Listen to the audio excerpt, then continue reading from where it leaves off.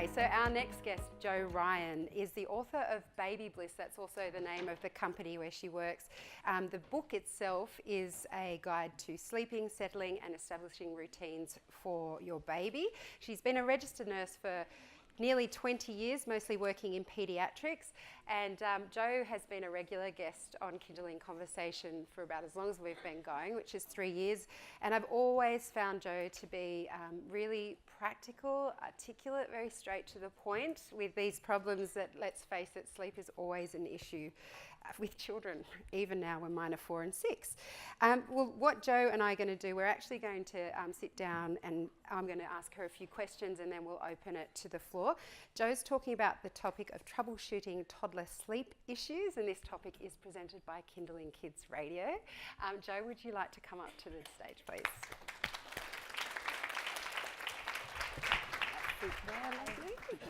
We frocked up intentionally so that we could... Both had a competition who was going to wear the prettiest frock. I think you win, but anyway. Okay, so let's start with the really practical things with toddlers. Yep. How much sleep do they really need?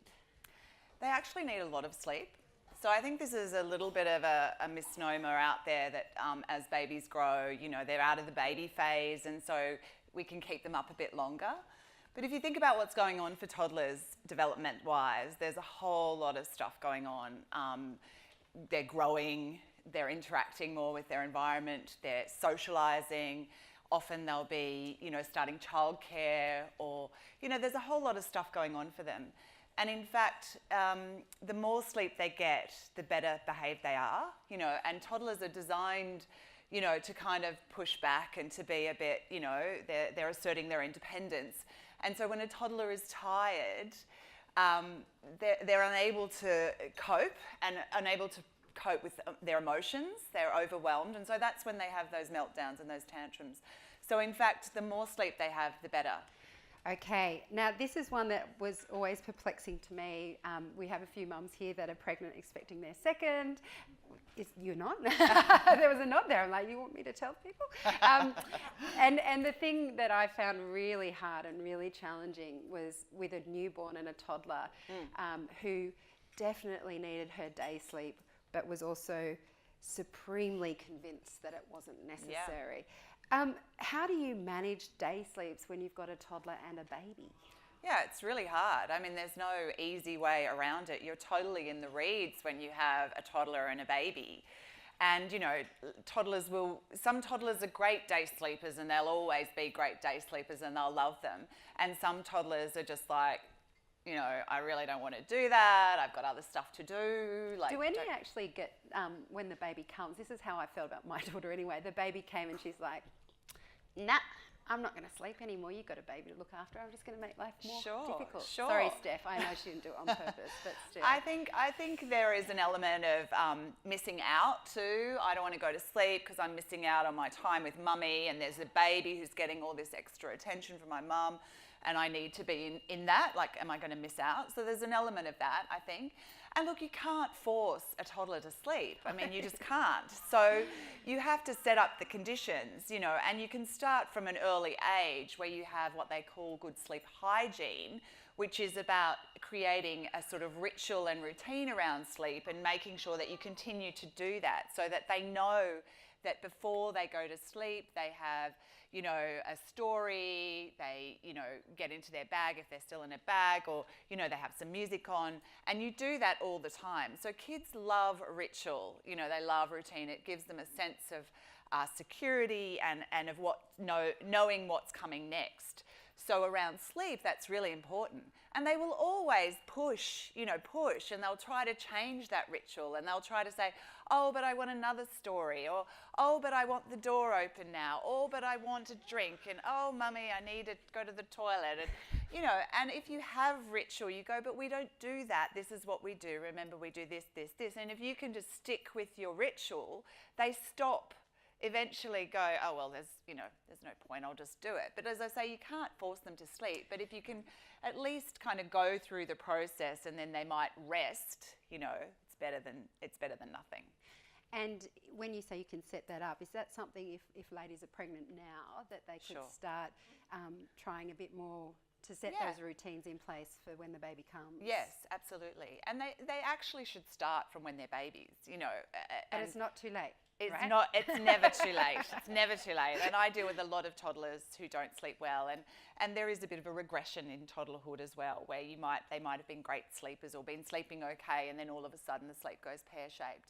But you know, if you're consistent, if we're consistent and we're showing them that this is what we're doing, and there is not a lot of deviation from that, you know, yes, you can have another cuddle, yes, but now it's time to sleep, and you stick with the plan and the strategy, then you know, they're smart. They learn that, you know, there's no point in kind of arguing or pushing, and they go, oh well, I'll just go to sleep. She's not going to give me that thing. You never met my daughter. Sure. Some of them are very persistent. Yes, though. we like to think of it as, you know, a spirited Yes, child. yes, absolutely. Yeah, strong woman. Absolutely. Yeah. Strong. Go her. Yeah. So is there a certain age where it's okay for a toddler to drop their sleep? Sure. I mean, you know, eventually they do.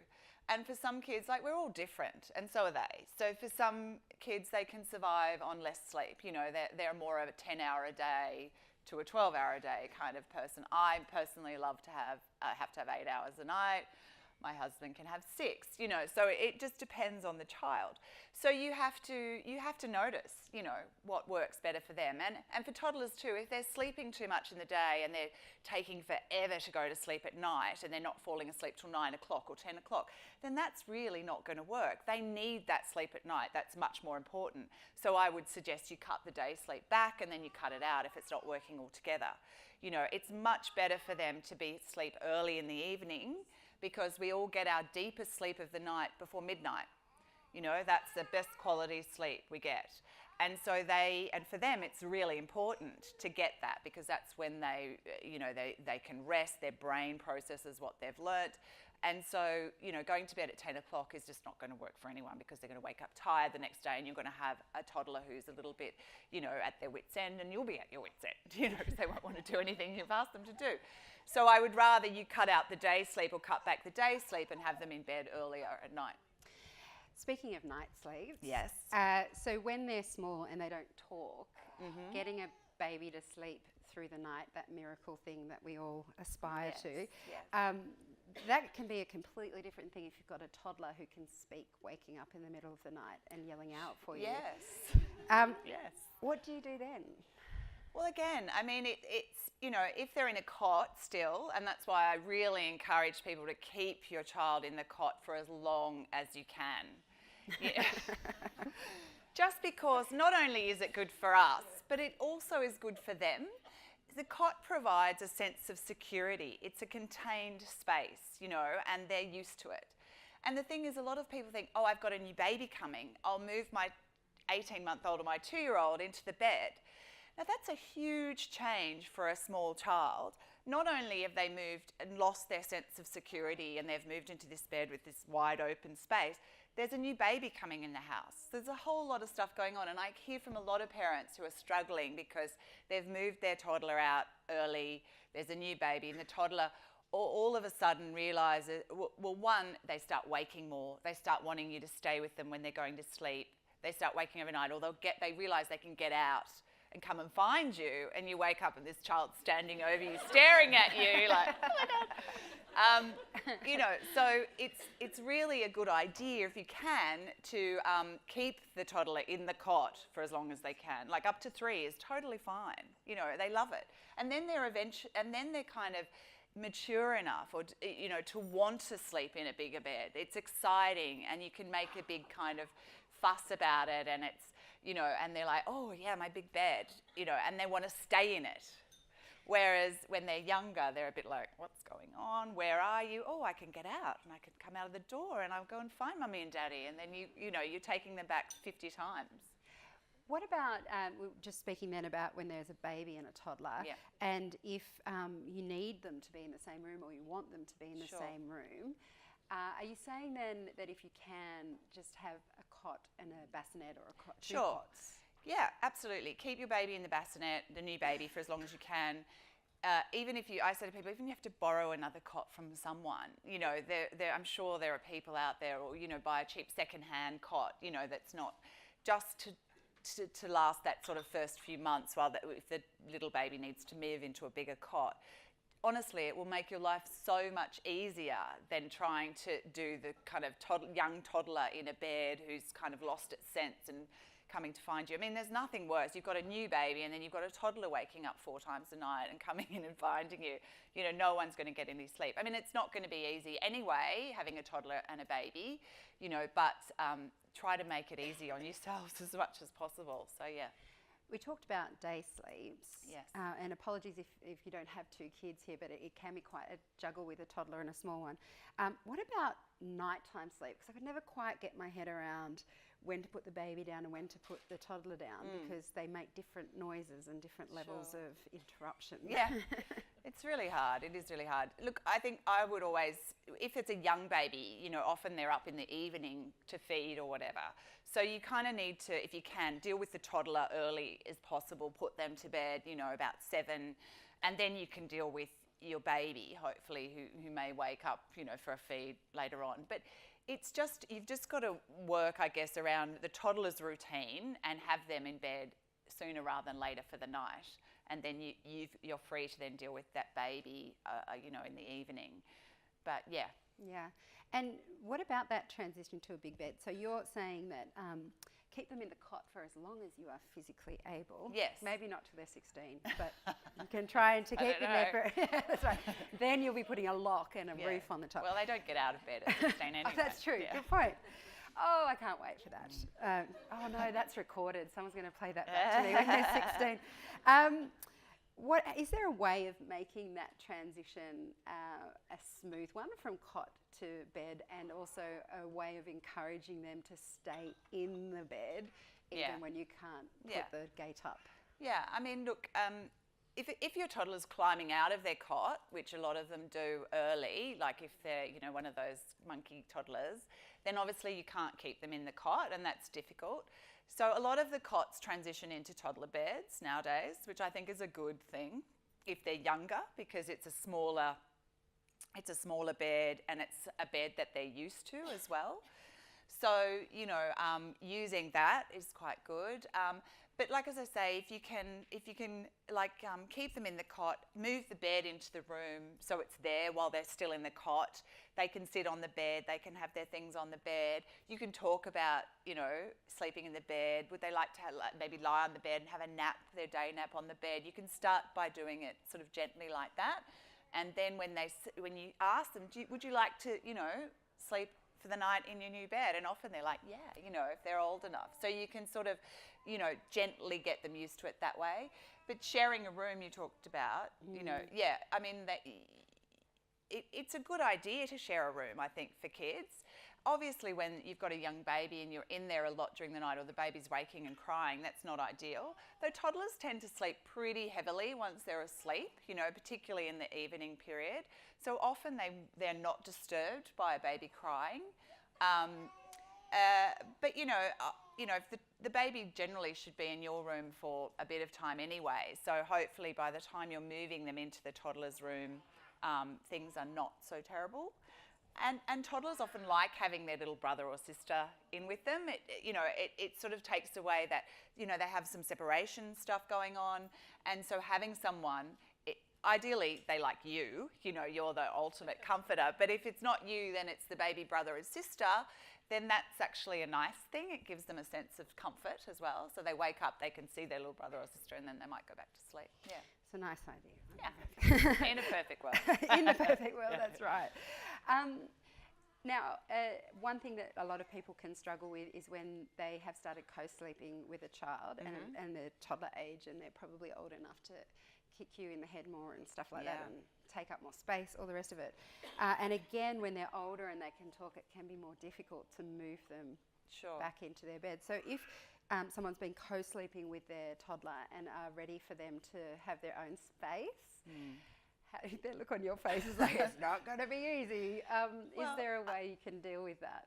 Well, I think it's interesting because, you know, if you've decided to co-sleep and then all of a sudden you decide you've had enough, you know, it's kind of it's kind of a bit unfair on the toddler, you know, to sort of say, sorry, you're out, particularly at that time of their life where they have separation anxiety and they can be very attached to you.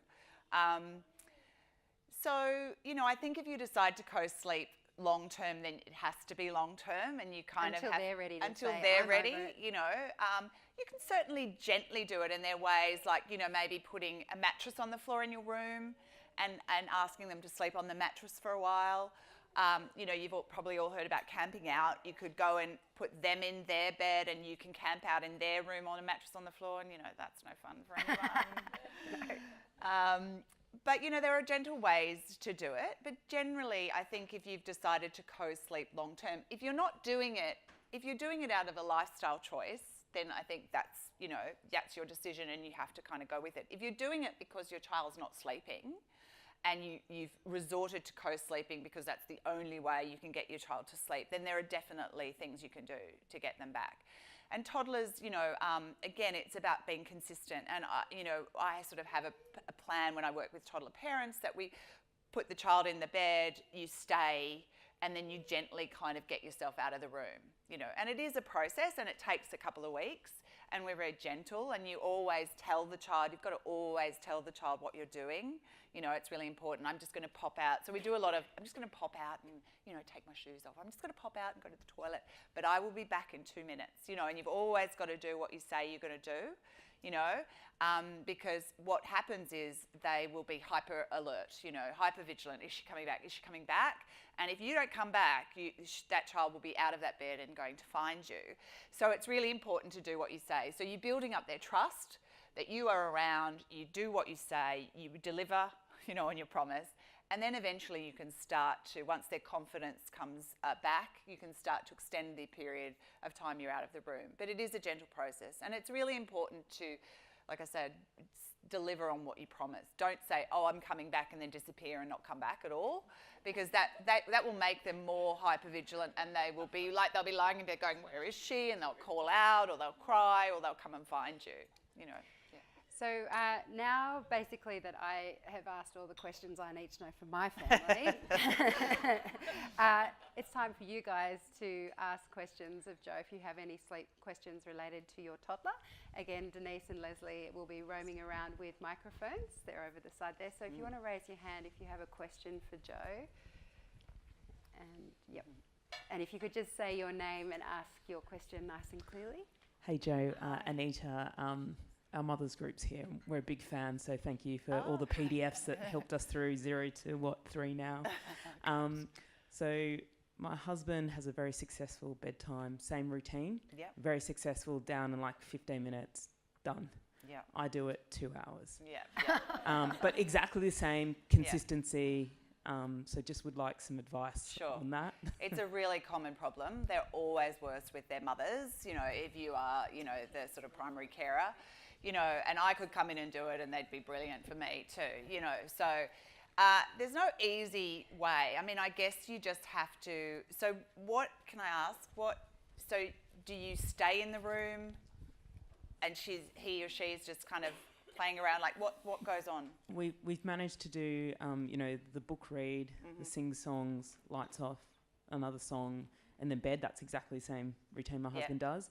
And then I will probably need to stay for 5 minutes, but not right near the door, just staying there.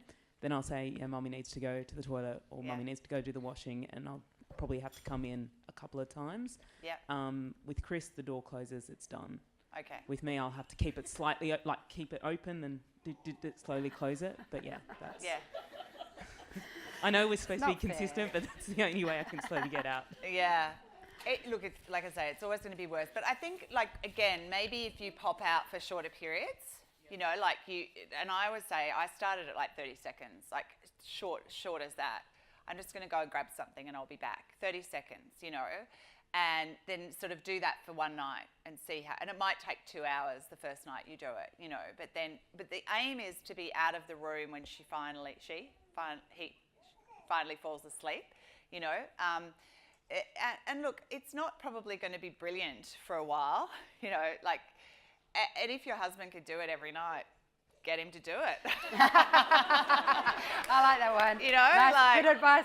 Best advice Totally. of the day. I'll quote that. I'll write it down for you. And I'll say We'll send you a link to the video, and you can say that's what the because experts you know, said. like it just take you out of the equation. You know, but if you have to do it, you know, then you know you just have to be a bit more gentle, probably on him, and just be a bit more gentle and just sort of. How old is he? 3. Yeah.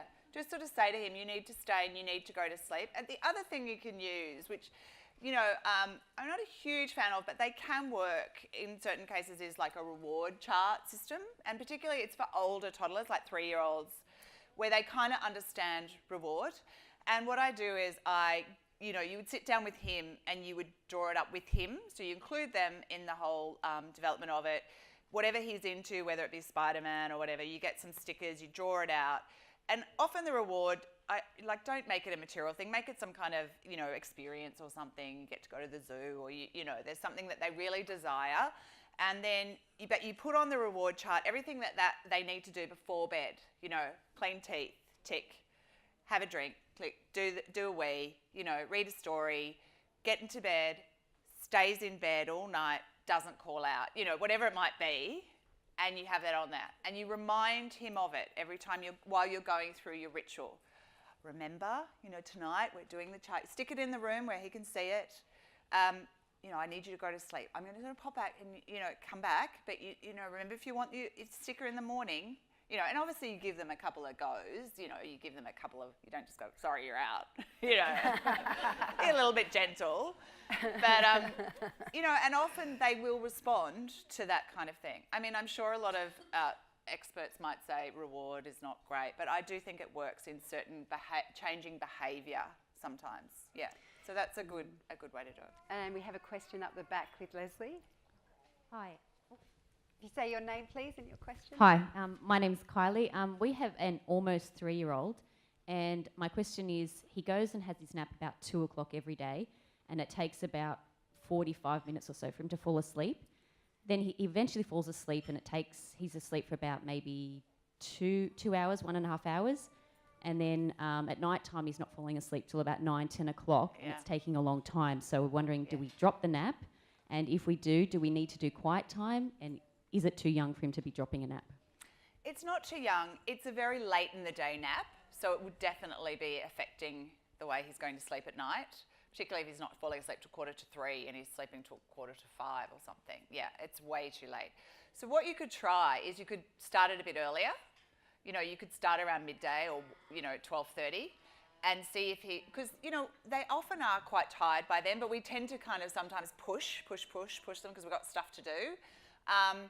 But, you know, see does he wake up early? Like, is he an early riser, or is he like a 6 a.m. riser? Or? He gets up multiple times before 7, but we're trying to train him to sleep till 7 o'clock. And then he gets up at 7 when his light turns green. And Okay.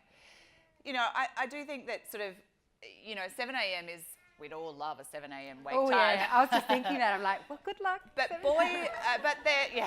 I would love that. I'd love that. Mine are But 4 I and think 6. we've got to be realistic about what they can do. And I think 7 a.m. is very unrealistic for a lot of kids. And boys are notorious early morning risers. They just are, you know. So, you know, and there's not a lot you can do about it. The birds are out, the sun, particularly we've got daylight saving about to start, you know. So you've got to kind of work with his body clock a bit more too. So I think if you maybe let him get up at, say, 6 or 6:30 and then try for a day sleep around midday, 12:30, and cap that day sleep at 90 minutes, like wake him up after 90 minutes and then put him down for the night at 7. That might work better for you in terms of, you know, routine. It's so counterintuitive, isn't it, to wake a sleeping I know, child? it is counterintuitive. But I'd rather you do that than have him up till 9 o'clock at night, because that just means he's going to be so tired the next day, you know. Okay, we have another question here, please.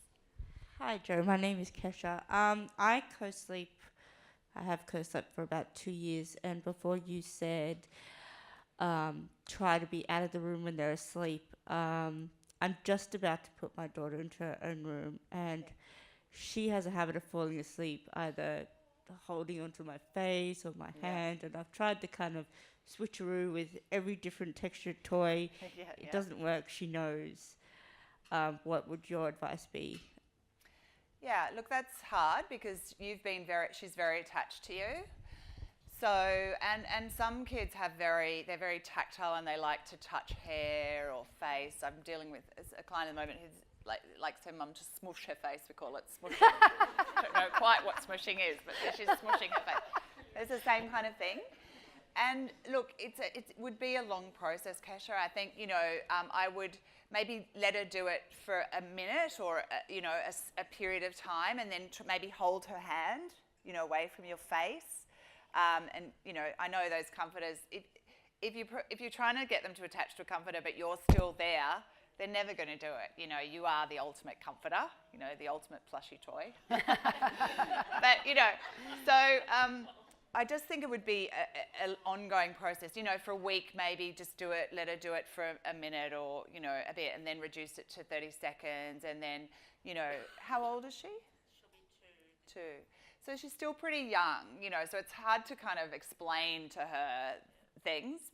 So you just have to, it's about gently changing behaviour. And because she's been sleeping with you her whole life, it's not going to be a sort of instant kind of thing. But if you could have just a little plan, like for 1 week I'm going to do it for that long, and then the next week I'm going to do it for that long, and then I'm going to sort of maybe just hold her hand or stroke her head rather than her touching you, you touch her kind of thing, Once she falls asleep, leave?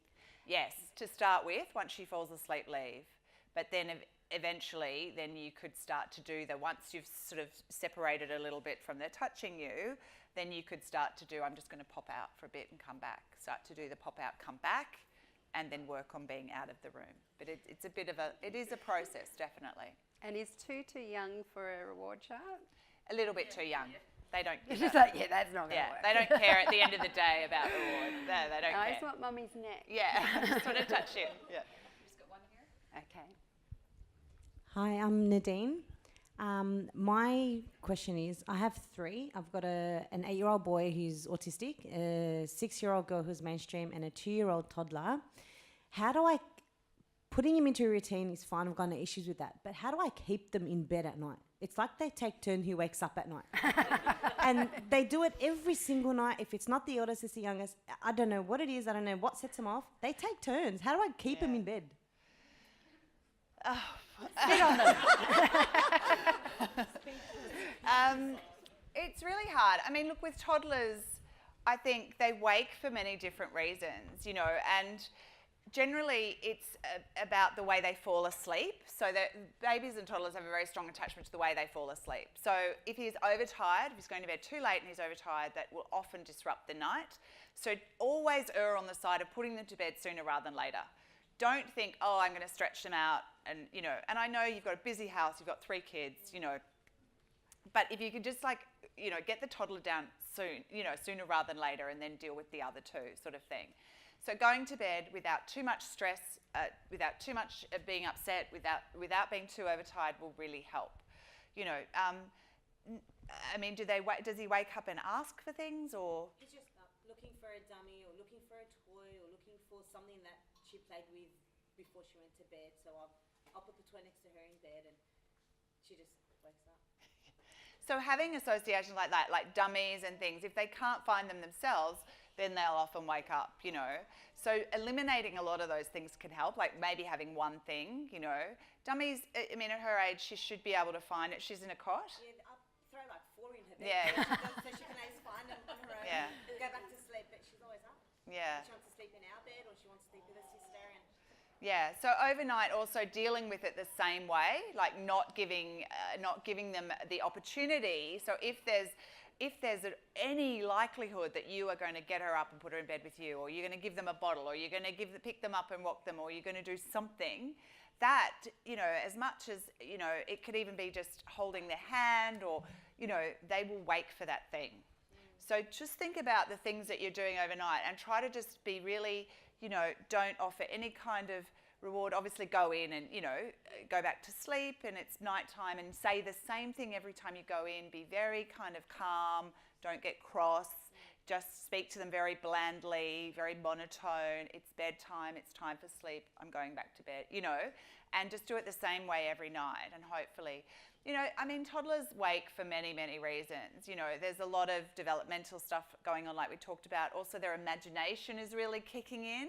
So just think about what's going on before bedtime. Are they reading really exciting or scary books that might have ghosts or, you know, monsters or dragons or things that their imagination might kick in? Are they watching too much telly that might be just hyping them up a bit before bed? You know, those sorts of things you really need to think about, because their little brains, I mean, if you hear some toddlers, they'll go to bed and they'll just chit-chat about the day, you know, they'll just process the whole day, and that's them, that's what they do, their brains. And so, and it happens during the night too, you know.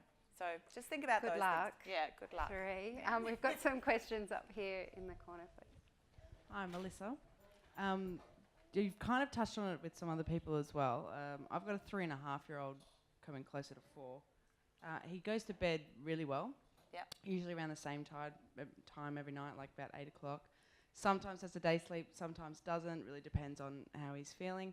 But if he knows that I'm home alone because my husband's a shift worker, he invariably will always wake up multiple times a night and do the whole creeper sixth sense thing until I wake up. Even if it's just to put him back to bed again, but I always have to get up, take him back to bed, put him down. Sometimes he'll ask me to sleep, sometimes he won't. But invariably, you know, you'll ask him why, and he'll just go, "Oh, I had a bad dream," or "Oh, I was thinking about something," or "I miss you, mummy," or like just because he knows what to say now, that makes me go, "Oh." Yeah. Okay, I'll put you to bed. But if he knows my husband's there, he still might wake up. It's not always the case. But if he knows that my husband's there, or my husband's specifically said, "Now don't wake up tonight," sometimes he'll just sleep through the night. Yeah.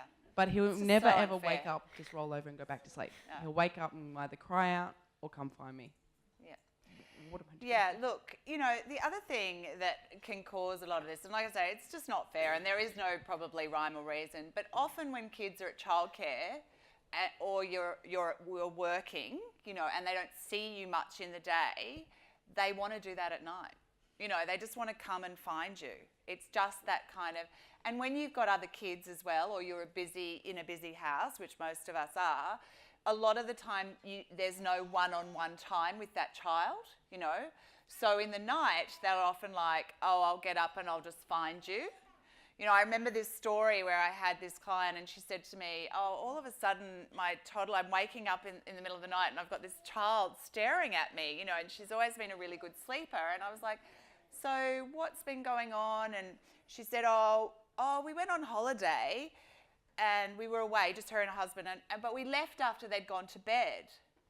So what? And I was like, "Oh, so you put them to bed and you didn't tell them you were going away, and they woke up and you were gone, and they had this kind of babysitter for the next week, and then you're back." Like, of course she's freaking out. She's coming in to check that you're there, you know. So that's why, you know, I think sometimes they get, you know, if you're not around in the day much, they'll wake up and come and want to spend time overnight.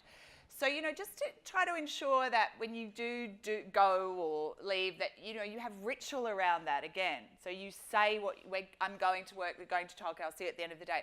Say the same things every day, but also try to have at least like 15 minutes of one-on-one time. You don't need much, just 15 minutes of one-on-one time where you're not like cooking the dinner, folding the washing, you know, feeding children, blah, blah, blah, where you can sit down and read a story or have a little game or something with them, you know, so that they feel like they're getting that attention from you, which is what they want. You are the ultimate, you know, you're it. So just some one-on-one time might help, you know, but also just, again, you know, just having that ritual. Don't let them push the bedtime with you, you know, because sometimes we're a little bit, like you say, he says all the right things to make you go, "Oh, I'll just lie with you for a little bit," or something. You know, just kind of have the boundaries, have the ritual. This is what we do. No, this is what we do. You go to bed and then I leave, you know, and just try to stick with it. Yeah. Okay, we've probably got time for one more question. We'll take the one up in the back. Hi Joe, I'm Sonia. Just a quick question. I've got a 4-year-old and you mentioned about being in the room when they fall asleep. you said to go for 30 seconds and come back. How often do you, like, or how long do you stay when you come back? I would only stay for a minute or a minute. Like if they're calm and lying down, then you can just say, you know, you give them encouragement. Good boy, you know, for staying. I'm just going to stay here for a minute, and then you can just stay. Don't sort of engage in conversation though, and have chit chat. And then you say, I'm just going to go now and, you know, chop the carrots. But I'll come back in 30 seconds, whatever it might Have be. a long It sounds list like of so things. domestic. I feel like I'm just going to go and, you know, save the world. You know. Yeah, maybe you should do that. I'm Mummy just going is to a go and write superhero. some policy on parenting, you know. You know, something like that. But, you know, so, and then come back. But don't stay for too long if they're calm, and if he's calm and staying there, you know, it's just to reassure, you know, and then sort of, and then when you say, I'm going to go for a minute and I'm going to pop back, keep it on a minute. And I time it on my phone so that I know when I'm going back. And then you do 5 minutes, you know, I'll be back in 5 minutes. And then if you think they've fallen asleep while you're out, it's still pop back, you know, still do what you say you're going to do, because they might have one eye open. Okay, I think that's all we have time for the questions. Again, we will have the Facebook Live panel where you have an opportunity to ask Jo some more questions. So if we could thank Jo very much for all her advice. Thank you.